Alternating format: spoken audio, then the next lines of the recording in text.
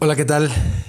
Familia y amigos que nos escuchan por medio de este audio. Me presento, mi nombre es Eli Cázares y soy uno de los pastores de Doxa Iglesia Cristiana en Ciudad de México, y estoy muy contento y muy agradecido con el Señor por permitirme compartir su palabra por este medio. Hace 8 días, para las personas que son de Doxa, recordarán que el pastor Julio nos compartió Efesios capítulo 3, un pasaje que nos ayudó a entender algunos aspectos importantes sobre el tema de la salvación, como por ejemplo, el misterio que por muchas generaciones estaba oculto, ahora ha sido revelado en Cristo Jesús. Pudimos ver, de acuerdo a la Escritura, que el apóstol Pablo anima a la iglesia a entender que este misterio ahora ha sido revelado a ellos. De acuerdo al versículo 6 del capítulo 3, nosotros podemos ver que el misterio es que los gentiles son coherederos y miembros del mismo cuerpo, participando, dice la palabra, igualmente de la promesa de Cristo Jesús mediante el Evangelio. En otras palabras, en Cristo, tanto judíos como gentiles que se acercaran a la cruz y confiaran en la obra que Cristo hizo por medio de su muerte, podrían alcanzar salvación a través de la fe. Y ahora ya no serían dos pueblos, sino uno solo, un nuevo hombre, dice Efesios capítulo 2. Ahora los gentiles, por medio de Jesucristo, ya no son extraños ni extranjeros, sino conciudadanos de los santos y son parte de la familia de Dios. Estas son las buenas noticias del Evangelio. De hecho, esta es la razón por la que Pablo está prisionero, por predicar el Evangelio a los gentiles. Dice la palabra que él fue escogido por Dios y, a pesar de verse él mismo como menos que el más pequeño de los santos, a pesar de eso, Dios en su bendita gracia decidió salvarlo y escogerlo para anunciar el Evangelio de Cristo. Anunciar a los gentiles las inescrutables, es decir, las incomprensibles riquezas de Dios, las buenas noticias de Cristo.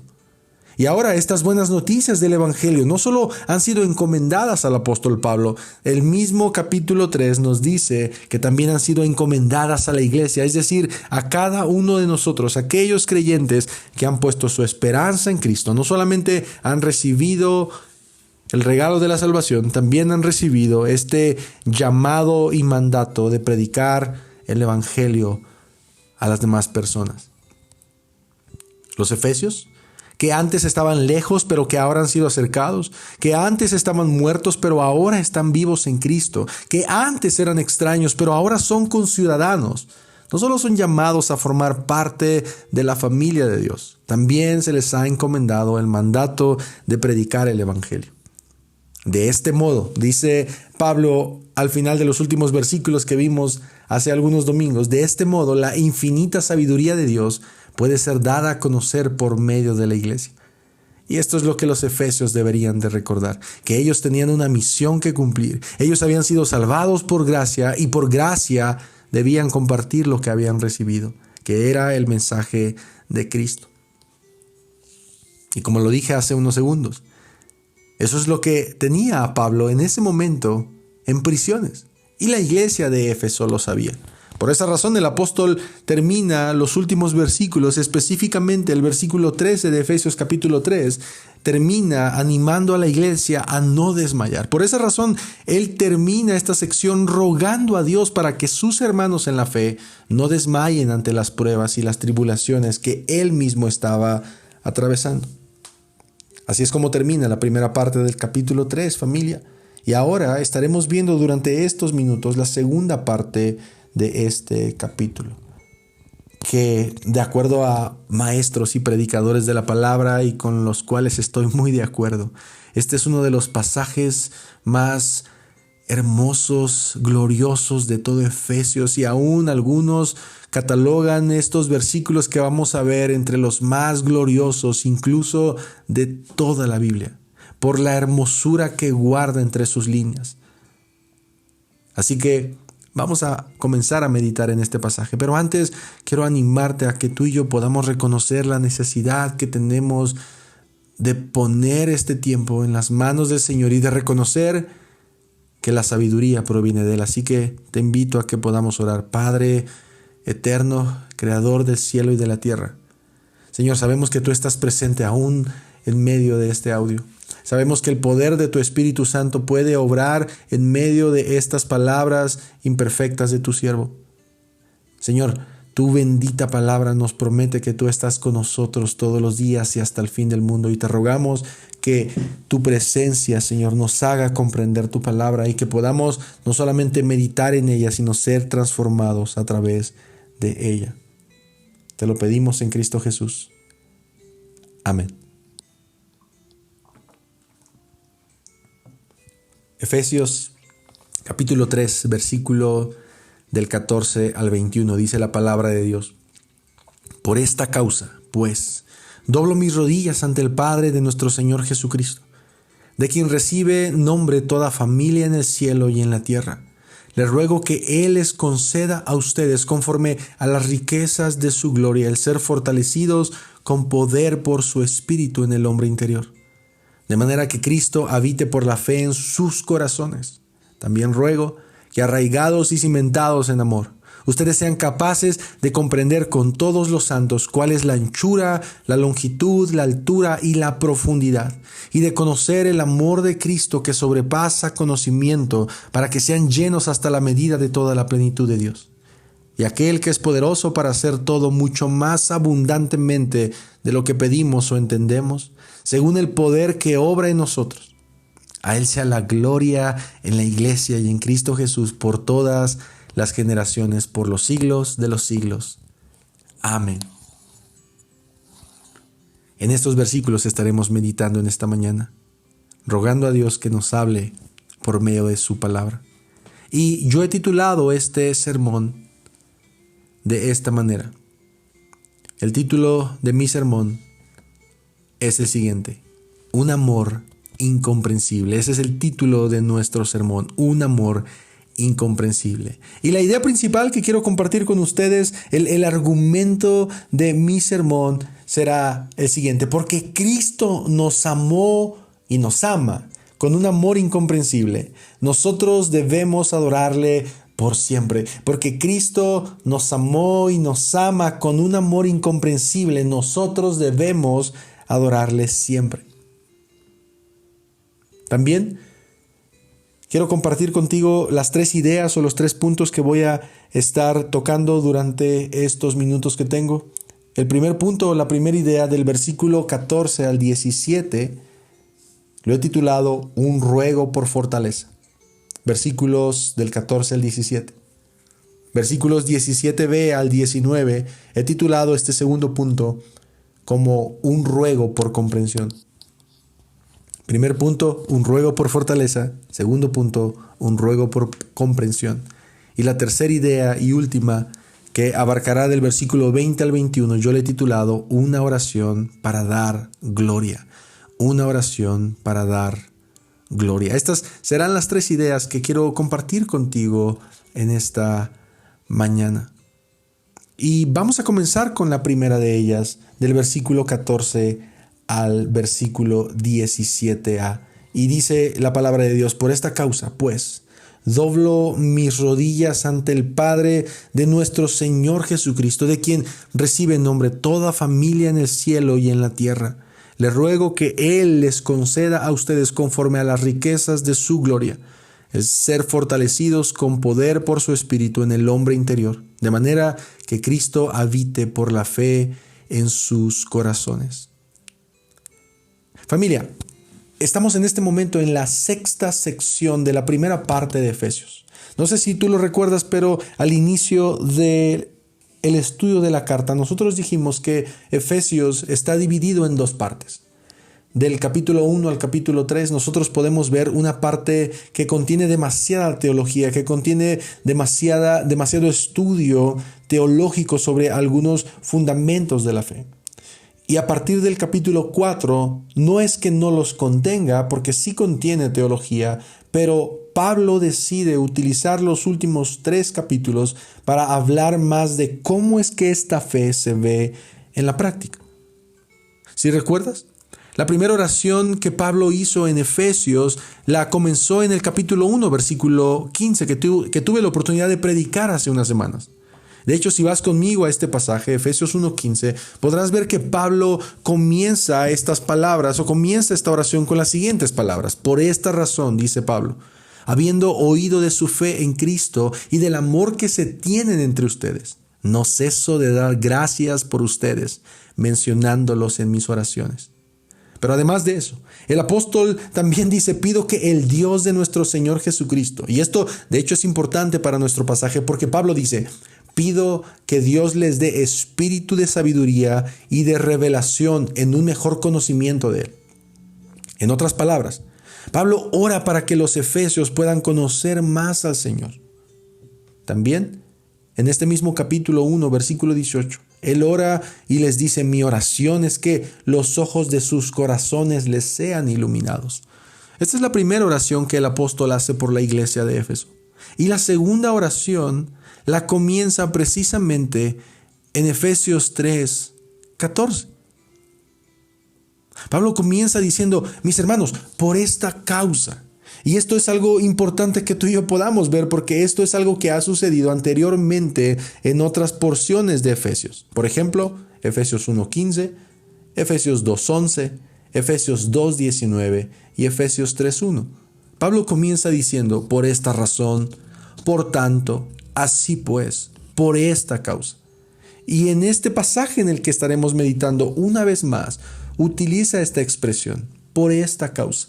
Ahora, es importante que tú y yo podamos reflexionar y preguntarnos y preguntarle al texto, ¿qué causa es la que Pablo menciona para seguir escribiéndole a la iglesia? Creo yo que nuestro contexto nos da respuesta a esto. Porque en la sección anterior, Pablo quiere animar a los efesios a vivir de acuerdo a su llamado como parte del pueblo de Dios. Él escribe diciéndoles que ahora el misterio de Cristo les ha sido revelado. Eso es lo que les dije al principio de este audio. Ahora ellos son parte del pueblo de Dios y ellos como parte de ese pueblo y parte de la iglesia de Dios deberían ser los portavoces del misterio que había sido revelado.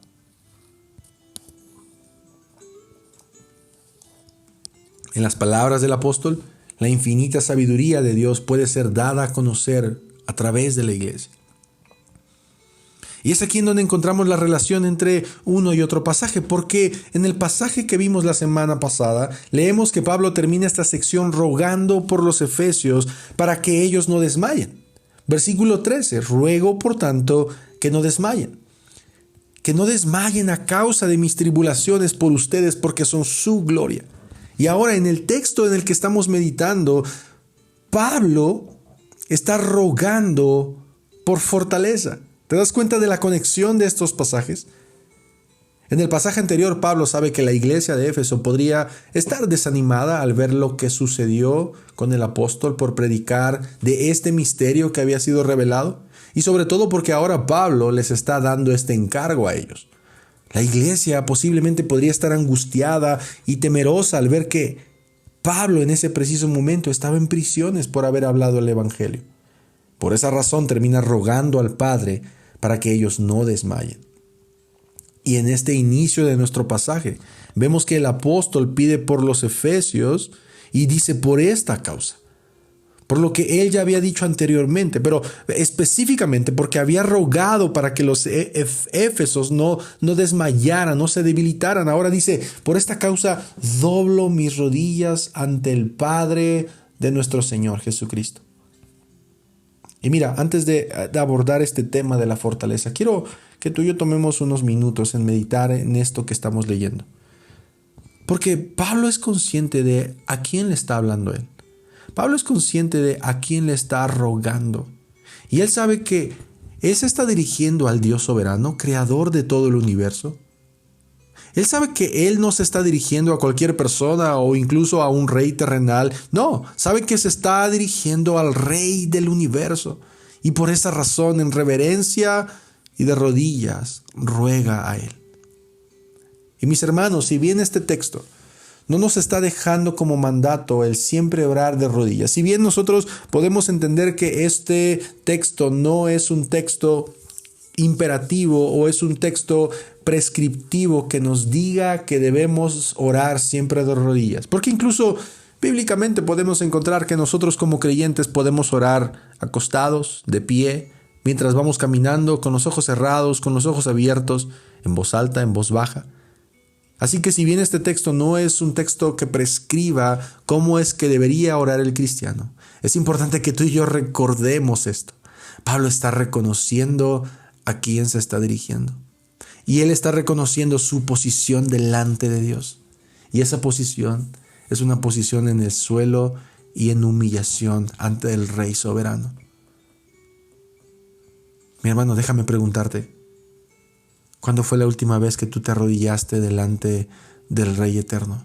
¿Qué tan frecuente es tu actitud de humillación y de reconocimiento de que tú te diriges ante un Dios soberano? Es necesario que nosotros podamos tener un entendimiento claro de a quién nos estamos dirigiendo, porque si bien es una realidad y es una verdad bíblica de que Cristo se llama a sí mismo nuestro amigo, al mismo tiempo nunca deberíamos olvidar que este amigo está en su trono lleno de gloria y esplendor y que es también nuestro amo.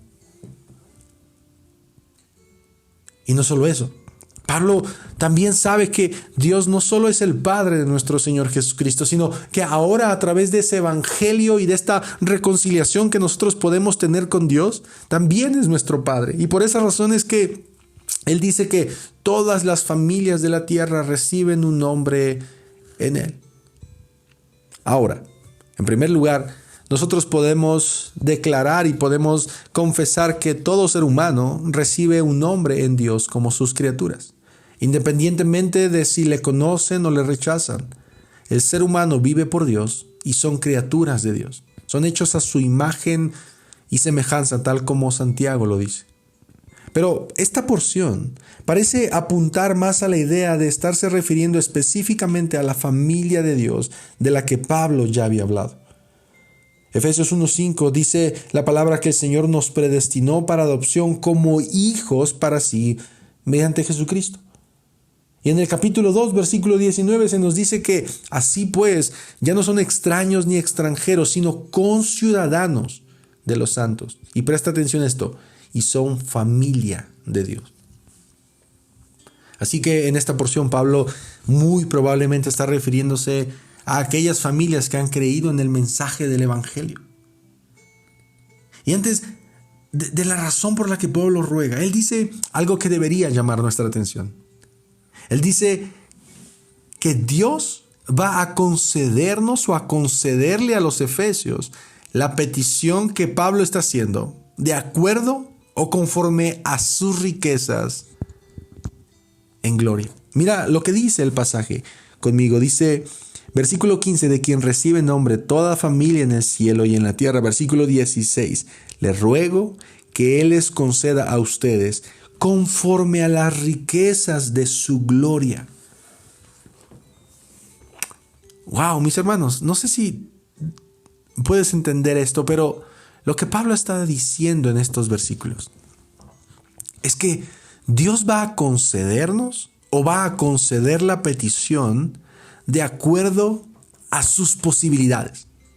Pablo dice que Dios oirá, y no solo oirá, sino que concederá la petición de acuerdo a el poder que Él tiene. Y tú y yo sabemos esto. Tú y yo sabemos muy bien cuáles son las posibilidades de Dios. Y las posibilidades de Dios, de acuerdo a la Escritura, son incalculables. No pueden contarse. Las riquezas de Dios no pueden ser medidas. Es más, en esta carta, ya en varias ocasiones, el apóstol Pablo nos habla de estas riquezas. Capítulo 1, versículo 7. En Él tenemos redención mediante su sangre, el perdón de nuestros pecados según las riquezas de su gracia. Capítulo 2, versículo 4. Pero Dios, que es rico en misericordia. Capítulo 2, versículo 7. A fin de poder mostrar en los siglos venideros las sobreabundantes riquezas de su gracia. Capítulo 3, versículo 8. Se me concedió esta gracia, anunciar a los gentiles las inescrutables riquezas de Cristo. Y ahora tenemos este pasaje, en donde Pablo está afirmando que Dios concederá al creyente conforme a sus riquezas. O sea, Y lo vamos a ver más adelante, familia. Dios puede hacer lo que pidamos y mucho más, si esto es de acuerdo a su voluntad. Pero antes de que Pablo pida por los efesios, él quiere dejarles en claro que ellos puedan confiar en que Dios puede hacer lo que Él quiera y mucho más, mucho más. Y lo que Pablo pide por la iglesia, específicamente en esta primera división, es que la iglesia pueda ser fortalecida. Les ruego que Él les conceda a ustedes ser fortalecidos con poder por su espíritu en el hombre interior. Versículo 17, de manera que Cristo habite por la fe en sus corazones.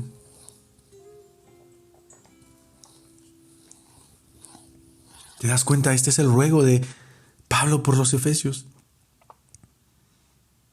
Y si tú recuerdas, en los versículos anteriores él rogaba para que no desmayaran. Y ahora está rogando por fortaleza. Pablo está pidiéndole al Señor que Él fortalezca a la iglesia.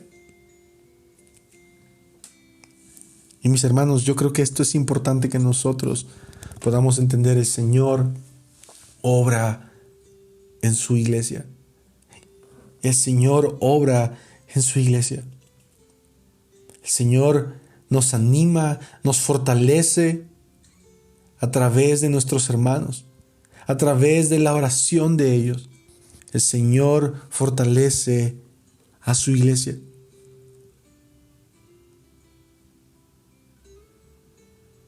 Algo que veíamos hace unos sábados en el grupo de mujeres incluso es ver cómo en estos pasajes aparece en estos primeros versículos la Trinidad, Padre, Hijo y Espíritu Santo, haciendo no solo la obra de salvación, sino también la obra de edificación y fortalecimiento de su iglesia. ¿Te das cuenta? El Padre de nuestro Señor Jesucristo, el ser fortalecidos con poder por su Espíritu.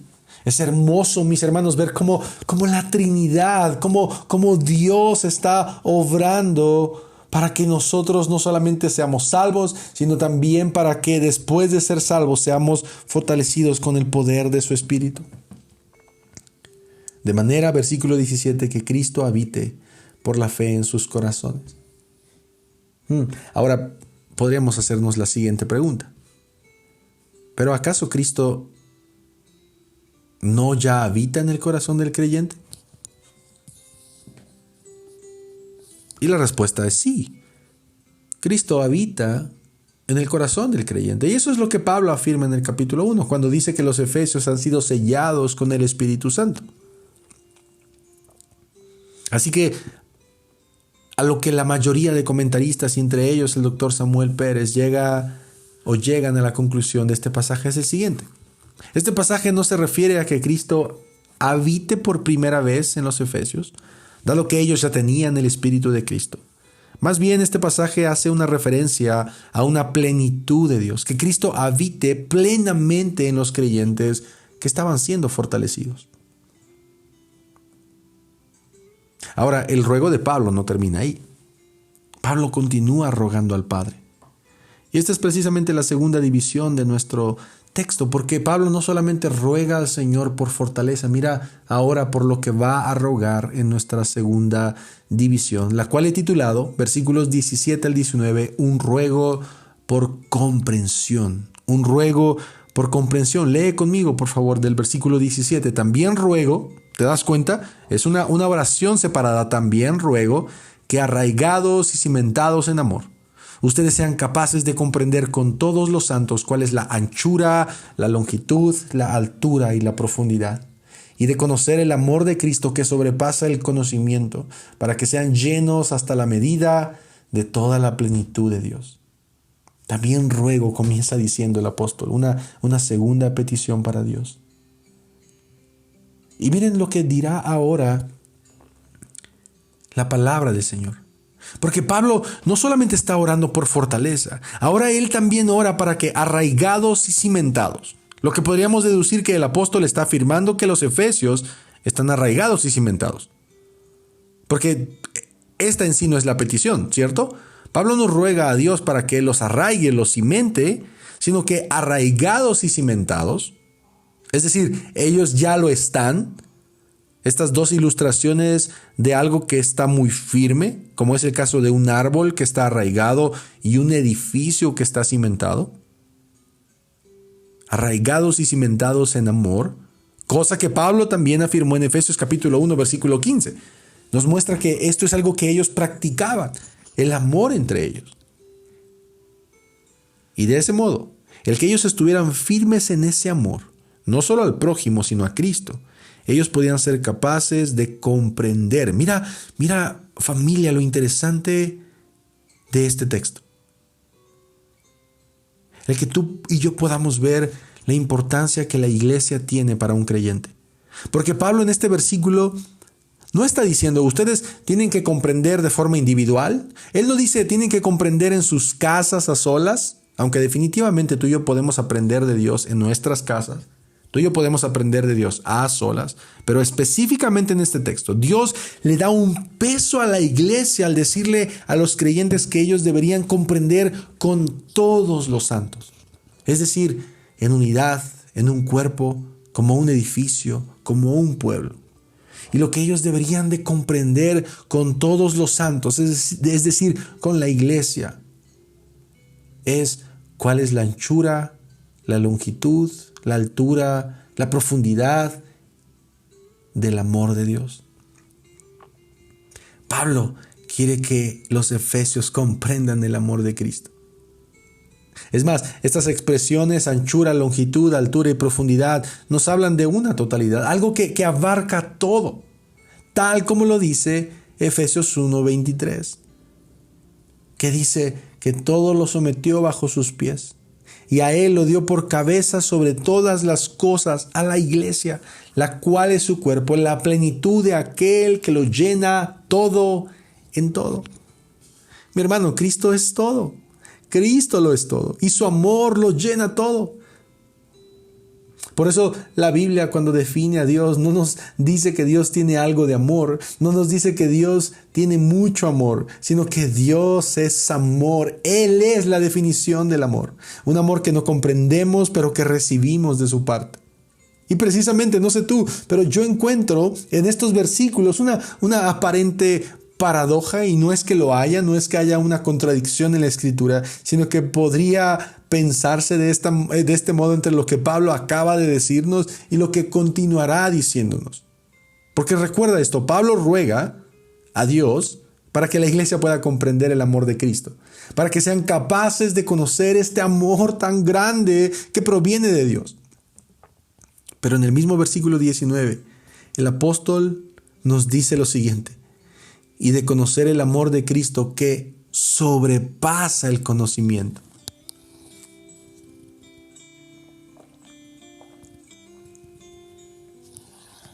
Y de conocer el amor de Cristo que sobrepasa el conocimiento.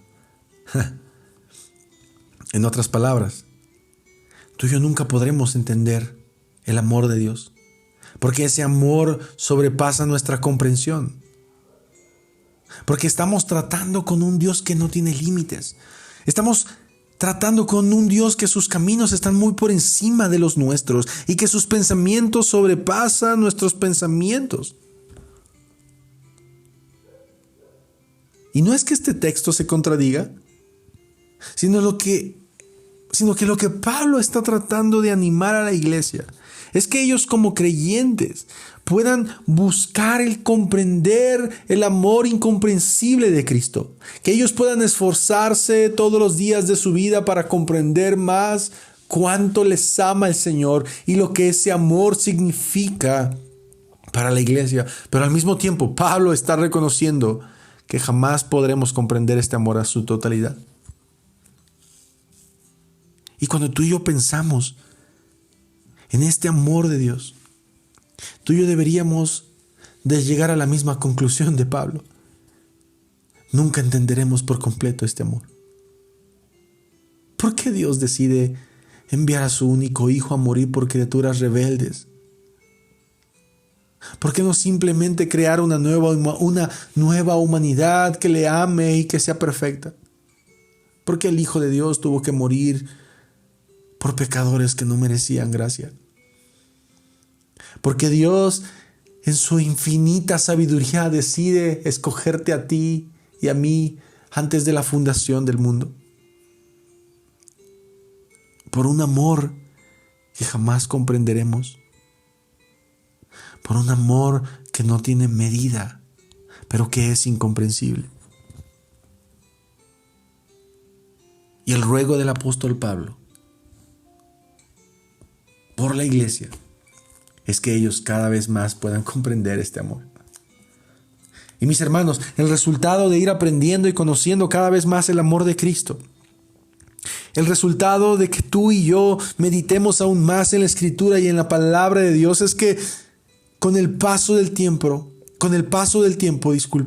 habrá una plenitud en nuestros corazones, de manera que Cristo habite en nuestros corazones.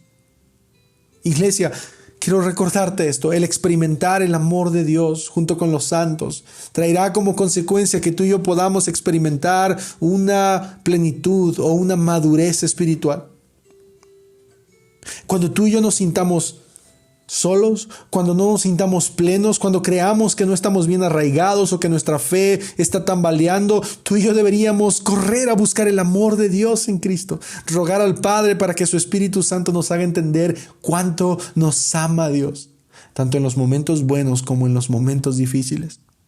Y déjame decirte algo antes de pasar a mi tercer y último punto. Si tú en este momento que me escuchas, no importa si eres creyente o si es la primera vez que escuchas una predicación, si alguien te compartió este audio, déjame decirte en primer lugar que esa persona te ama, porque esa persona quiere que tú conozcas el amor de Dios.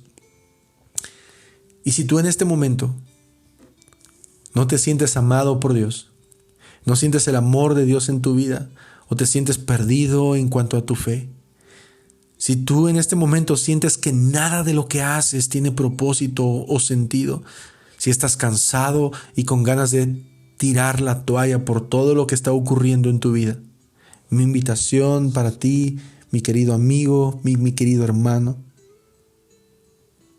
es que tú y yo puedas examinar cuánto amor Dios tiene para nosotros, cuánto nos ama el Padre. Juan capítulo 3 versículo 16. Porque de tal manera amó Dios al mundo, que dio a su Hijo unigénito, para que todo aquel que en él crea no se pierda, sino tenga vida eterna. Primera de Juan capítulo 3 versículo 1. Miren cuán gran amor nos ha otorgado el Padre, que seamos llamados hijos de Dios, y eso somos. Romanos capítulo 8 versículos 38 al 39, porque estoy convencido que ni la muerte, ni la vida, ni ángeles, ni principados, ni lo presente, ni lo porvenir, ni los poderes, ni lo alto, ni lo profundo, ni ninguna otra cosa creada, es decir, nada, nos podrá separar del amor de Dios en Cristo Jesús, nuestro Señor. Porque Cristo nos amó y nos ama con un amor incomprensible. Nosotros debemos adorarle por siempre. Mis hermanos, si tú en este momento te sientes débil, si tú en este momento sientes que Dios no te ama o que Dios no te escucha, incluso por tu mismo pecado, por favor, recuerda esto. Si tú has sido salvado por Dios, si Él te ha sellado por su Espíritu y con su Espíritu, ten la confianza en que tú puedes rogar a tu Padre que Él te haga sentir su amor, que Él te vuelva a tu primer amor y que puedas sentir el gozo de su salvación en tu vida, porque Él quiere eso para ti y tú lo necesitas. El apóstol Pablo sabía que Dios era capaz de eso y mucho más. Y por esa razón, y como mi tercer y último punto, Él hace una oración para dar gloria. Él adora a Dios por medio de su oración. Lo que tú y yo conocemos como una doxología. Esta es la tercera y última de mis divisiones, la cual la he titulado Una oración para dar gloria. La primera idea, si recuerdas, un ruego por fortaleza. El apóstol Pablo ora para que la iglesia sea fortalecida. Segundo punto, un ruego por comprensión. El apóstol Pablo ruega para que la iglesia pueda conocer cada vez más al Señor. Y como tercera idea, el apóstol Pablo comienza a adorar al Señor por lo que Él es y lo que Él ha hecho. Y aquel que es poderoso para hacer todo muchísimo más abundantemente de lo que pedimos o entendemos, dice el versículo 20, según el poder que obra en nosotros. A Él sea la gloria en la iglesia y en Cristo Jesús por todas las generaciones, por los siglos de los siglos. Amén. Este punto será el más breve de los tres, pero no el menos importante. Pablo viene de rogar al Padre de Cristo que la iglesia sea fortalecida por el Espíritu Santo, que la Trinidad obre a favor del creyente para que éste pueda ser fortalecido. Y además de eso, también ruega para que el creyente pueda conocer el amor de Dios que cubre todo y que es incomprensible. Este mismo amor que cubría a Pablo aún a pesar de las prisiones en las que se encontraba, es el mismo amor que podía cubrir a la iglesia de Éfeso.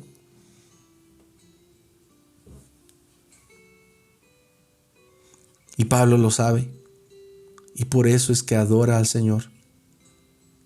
Ahora él está cerrando esta primera parte de la carta con una hermosa adoración a Dios.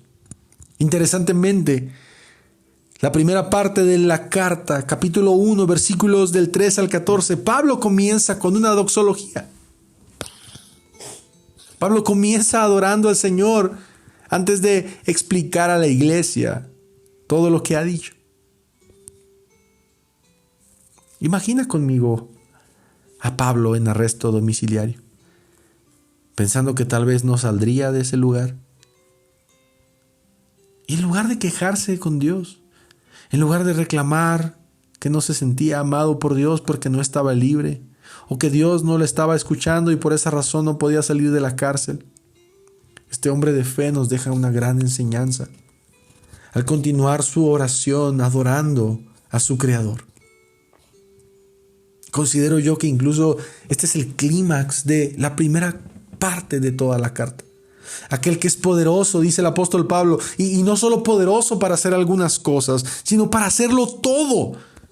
Y no solamente para hacerlo todo, dice Pablo, para hacer mucho más abundantemente de lo que pedimos o entendemos.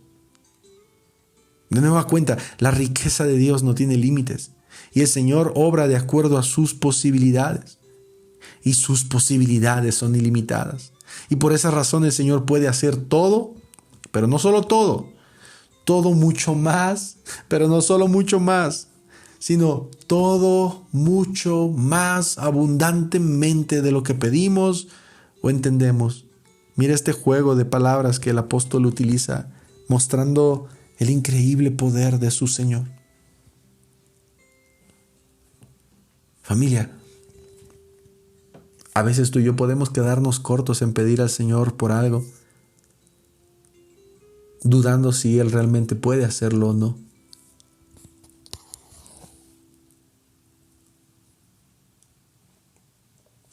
Y sabes, eso no depende del poder de Dios. Eso depende de nuestra comprensión de su poder. Ese poder que también obra en nosotros por medio de su Espíritu.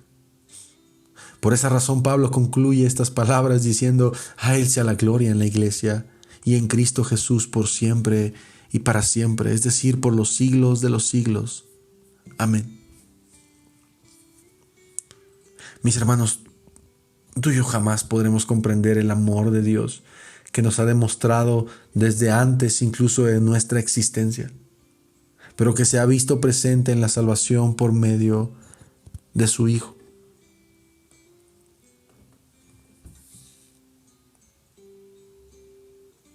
Juan capítulo 15 nos dice que el Señor nos deja un mandamiento, que nos amemos unos a los otros. Pero el Señor nos dice que el amor que nos tengamos los unos a los otros se ve reflejado en cómo Él nos ha amado. Así como yo los he amado, dice su palabra. Nadie tiene amor mayor que este, que uno que dé su vida por sus amigos. Así que déjame decirte esto, por favor. Si tú en este día te sientes fortalecido por el Espíritu Santo, si te sientes animado, gozoso, esperanzado, lleno de alegría, si tienes una relación bastante buena con el Señor durante estos días, estas semanas y estos meses, déjame adorar al Señor por ti y darle la gloria y las gracias por lo que está haciendo en tu vida. Gracias a Dios. Gracias a Dios por lo que Él está haciendo en tu vida. Te animo a que no dejes pasar una oportunidad sin exaltar a Cristo. Que tú puedas reconocer que este fortalecimiento, que este gozo, que esta alegría provienen completamente de Dios y de su Espíritu. Gracias a Dios por tu vida. Pero si tú en esta hora te sientes cansado, débil, angustiado, si has sentido que Dios no ha estado tan cerca de ti como quisieras, quiero animarte y rogarte a que pidas por fortaleza, a que ruegues al Señor intensamente para que Él permita que le conozcas. Ruega para que tú puedas tener una plenitud en tu vida, para que Cristo habite en tu corazón. Termino con el argumento con el que inicié. Porque Cristo nos amó y nos ama con un amor incomprensible. Nosotros debemos adorarle por siempre. Déjame orar. Señor, gracias por tu palabra. Gracias por Cristo. Gracias por tu salvación. Gracias por la cruz. Gracias porque tu Espíritu Santo está con nosotros y en nosotros, fortaleciendo en los momentos difíciles.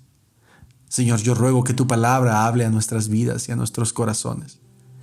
Que no solamente seamos oidores, sino hacedores de tu bendita palabra.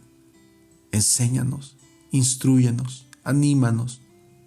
Llévanos a la verdad del Evangelio una y otra vez. Te lo pedimos en Cristo Jesús. Amén. Mis hermanos, que el Señor les bendiga y si Dios lo permite, nos estaremos viendo pronto. Dios te bendiga.